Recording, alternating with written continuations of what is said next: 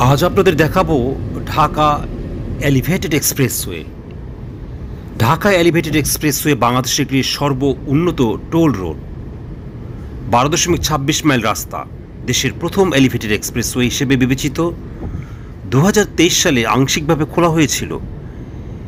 এটি ঢাকা বিমানবন্দরকে তেজগাঁওয়ের ফার্মগেট এলাকার সাথে সংযুক্ত করে এটিকে ঢাকা চট্টগ্রাম মহাসড়কের সাথে সংযুক্ত করার জন্য নির্মাণ চলমান রয়েছে। এটির নির্মাণের লক্ষ্য হল শহরের উত্তর অংশ এবং মধ্য, দক্ষিণ এবং দক্ষিণ পূর্ব অংশের মধ্যে সংযোগ উন্নত করে ঢাকা শহরের অভ্যন্তরে এবং এর আশেপাশে ট্রাফিক ক্ষমতা বৃদ্ধি করা। আপনার ভিডিওতে ঢাকা এলিভেটেড এক্সপ্রেসওয়ে দেখছেন।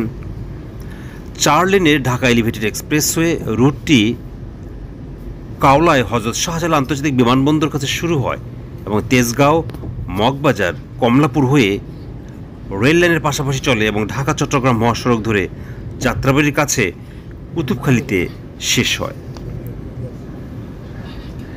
আপনারা ভিডিওতে সেই ঢাকা এলিভেটেড এক্সপ্রেসওয়ে দেখছেন।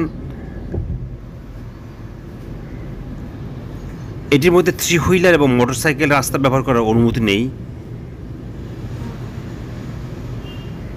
একবার সম্পূর্ণ হলে 19.73 কিলোমিটার এক্সপ্রেসওয়েটি 31 পয়েন্টে র্যাম বৈশিষ্ট্যযুক্ত হবে, যার মোট দৈর্ঘ্য এবং র্যামগুলি সহ 46.73 কিলোমিটার হবে। উপরন্তু রুট বরাবর 11টি টোল প্লাজা থাকবে।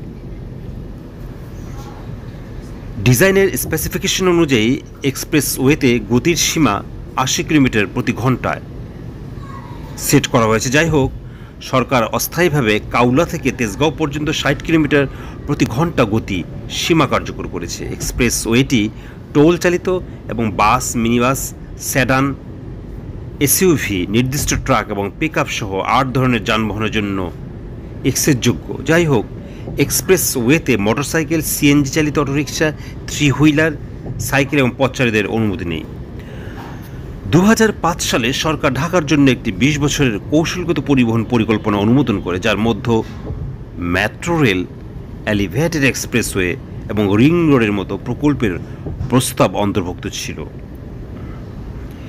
এই পরিকল্পনাটি 2015 সালে সংশোধিত হয়েছিল এবং এই পরিকল্পনার অংশ হিসাবে ঢাকা এলিভেটেড এক্সপ্রেসওয়ে অন্তর্ভুক্ত হয়েছিল। আপনারা ভিডিওতে ঢাকা এলিভেটেড এক্সপ্রেসওয়ে দেখছেন। ঢাকা এলিভেটেড এক্সপ্রেসওয়ে প্রকল্পটি 2011 সালে শুরু হয়। 15 ডিসেম্বর 2013 বাংলাদেশ সেতু কর্তৃপক্ষ প্রকল্পের বিনিয়োগ company first Dhaka elevated expressway company লিমিটেডের সাথে একটি সংশোধিত চুক্তি স্বাক্ষর করে।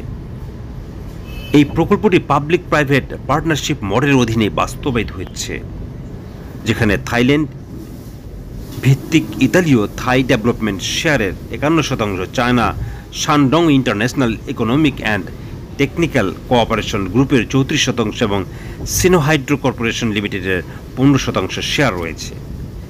3 ধাপে প্রকল্পটি বাস্তবায়ন করা হচ্ছে। প্রথম পর্যায়টি হযরত শাহজালাল আন্তর্জাতিক বিমানবন্দরের কাছে কাওলা থেকে বনানী রেল স্টেশন পর্যন্ত বিস্তৃত।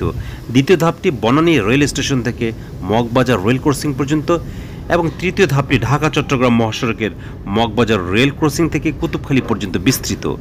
এক্সপ্রেসওয়ের মূল নির্মাণ খরচ, ভূমি অধিগ্রহণ, বাস্তুচ্যুতদের পুনর্বাসন, ইউটিলিটি সার্ভিস লাইনের স্থানান্তর এবং পরামর্শ সহ প্রকল্পের মোট ব্যয়ের পরিমাণ $138.57 বিলিয়ন।